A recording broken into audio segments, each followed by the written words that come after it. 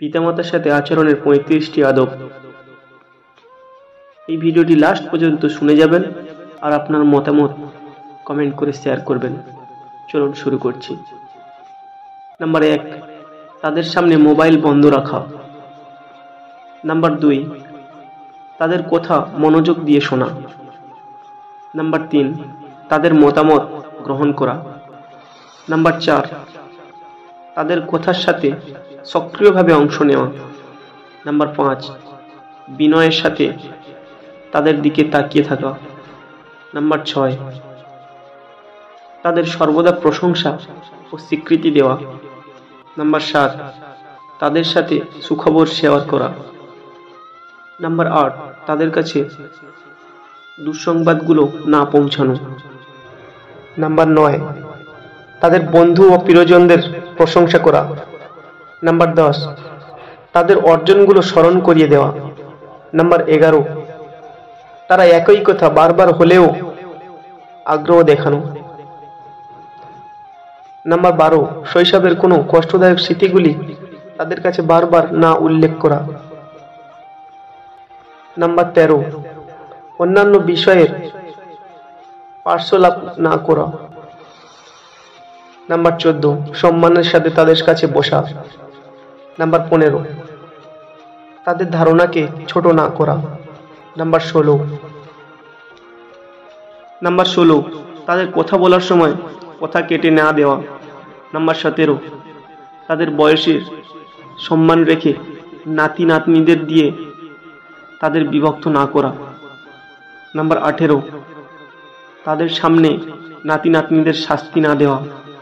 Number 19, তাদের সব উপদেশ ও নির্দেশনা গ্রহণ করা। নাম্বার 20, তাদের উপস্থিতিতে তাদেরকে প্রাধান্য দেওয়া। নাম্বার 21, তাদের উপর কণ্ঠস্বর উঁচু না করা। নাম্বার 22, তাদের আগে বা সামনের দিকে হাঁটা না যাওয়া। নাম্বার 23, তাদের আগে খাবার না খাওয়া। নাম্বার 24, তাদের দিকে এক দৃষ্টে তাকিয়ে না থাকা। নাম্বার 25, তাদের নিয়ে গর্ব অনুভব করা, এমনকি যদিও তারা গ্রহণযোগ্য নন তবুও তাদের নিয়ে গর্ব অনুভব করা। নাম্বার 26, তাদের সামনে পা ছড়িয়ে না বসা, পিঠ ফিরিয়ে না বসা। নাম্বার 27, তাদের জন্য কেউ যেন গালি না দিতে পারে সেই ব্যবস্থা করা। নাম্বার 28, সর্বদা তাদের জন্য দোয়া করা। নাম্বার 29, তাদের সামনে ক্লান্তি বা বিরক্তি প্রকাশ না করা। নাম্বার 30, তাদের ভুল ত্রুটির উপর হাসাহাসি না করা। নাম্বার 31, তারা চাইবার আগেই তাদের সেবা করা। নাম্বার 32, নিয়মিত তাদের সাথে কথা বা দেখা করা বা তাদের উপর রাগ না করা। নাম্বার 33, তাদের সাথে কথা বলার সময় উত্তম শব্দ নির্বাচন করা।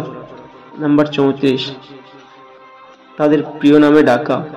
নাম্বার 35, সবকিছুর ওপরে এবং সকল মানুষের ওপরে তাদেরকে প্রধান করা।